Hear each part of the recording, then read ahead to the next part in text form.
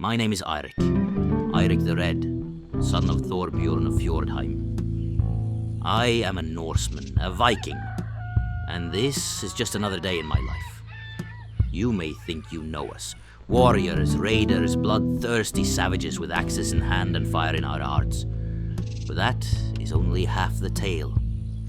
Today you will walk in my boots, breathe my cold morning air, and see what it truly means to be one of us. Not just in battle, but in life.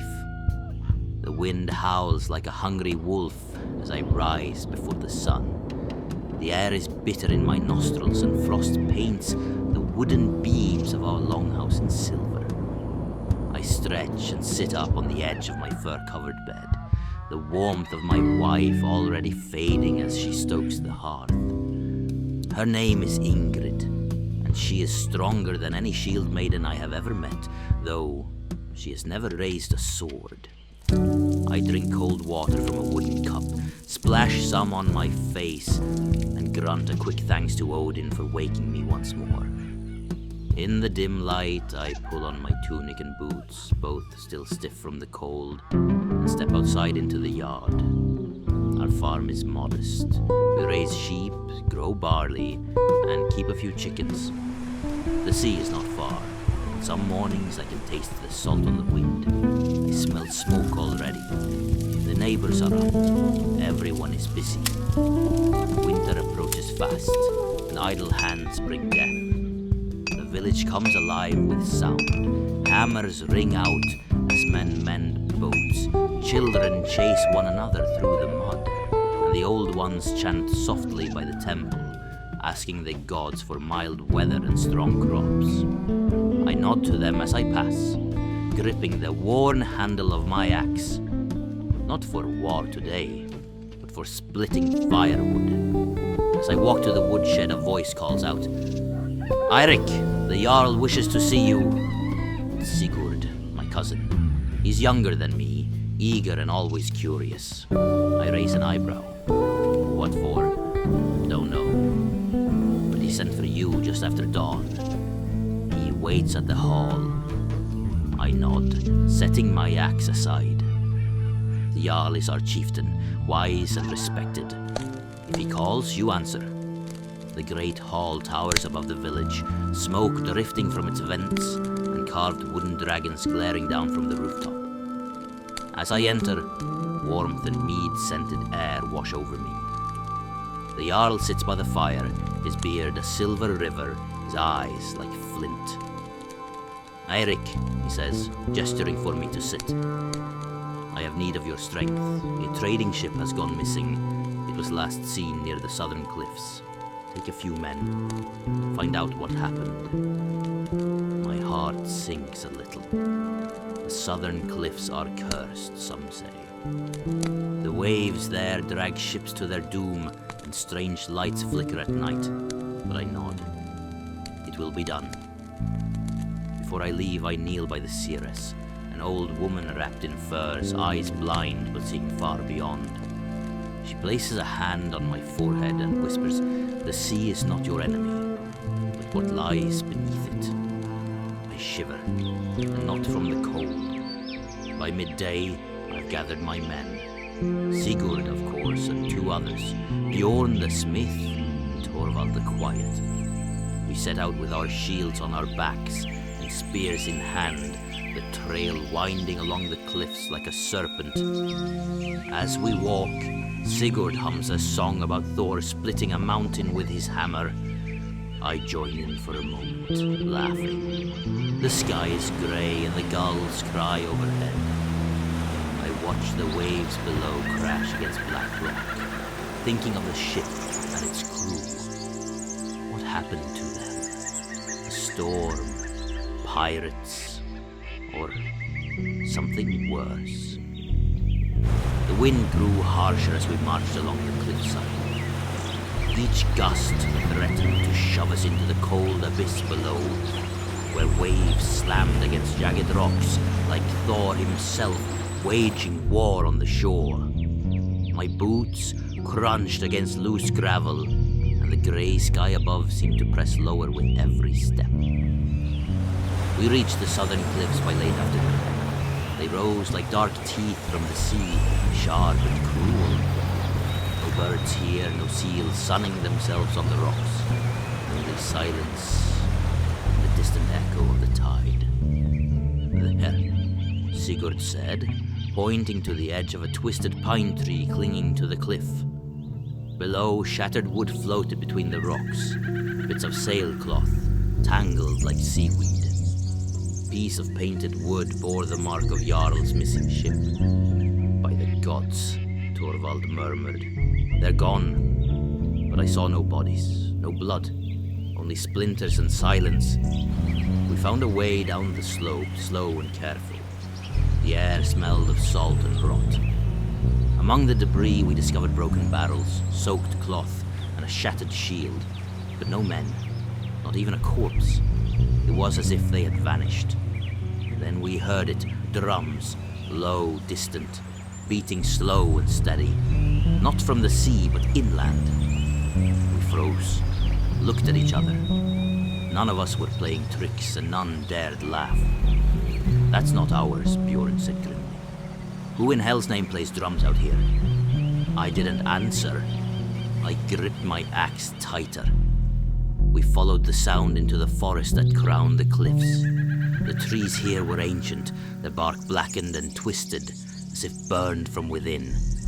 Moss clung to everything. The deeper we walked, the darker it grew, though the sun had not yet set. And then we found it. A clearing, circular. In its center, a stone altar weathered by centuries.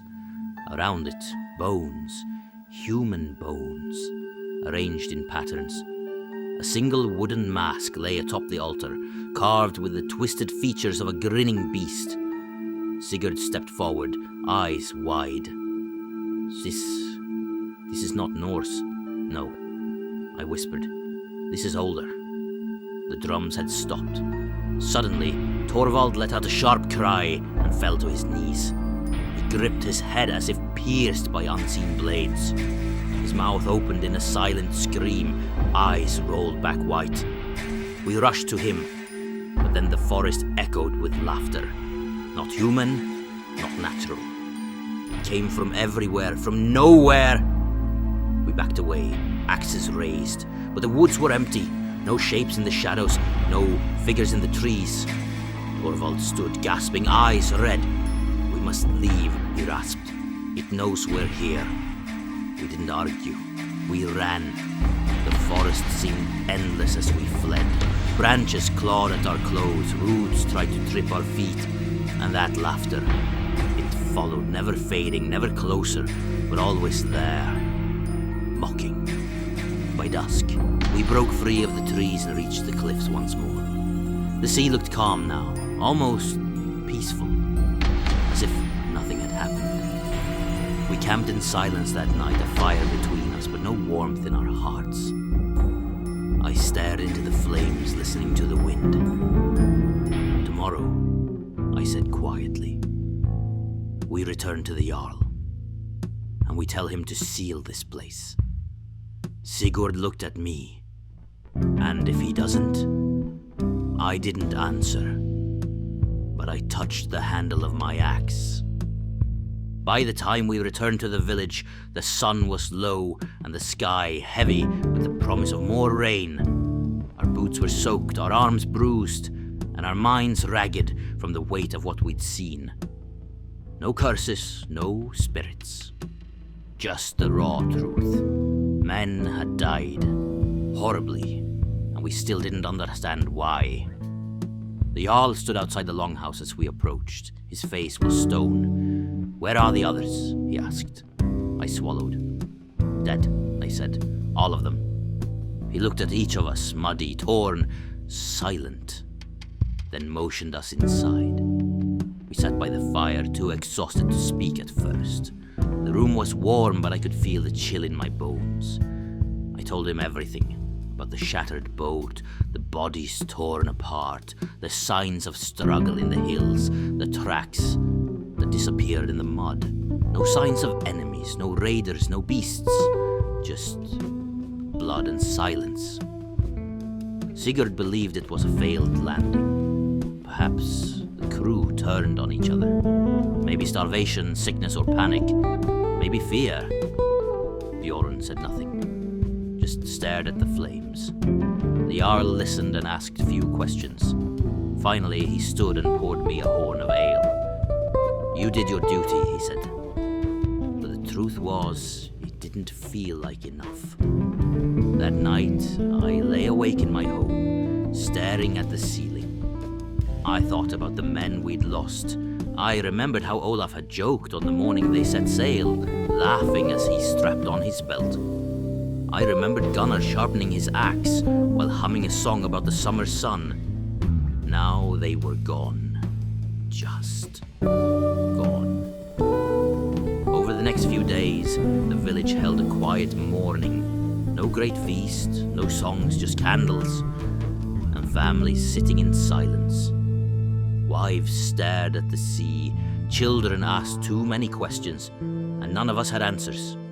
There was no glory in their deaths, no grand battle, just a mission that went wrong, a decision made in haste, a journey they wouldn't return from. I tried to return to life, repairing nets, helping raise a roof, training with the young boys, but I wasn't the same. None of us were.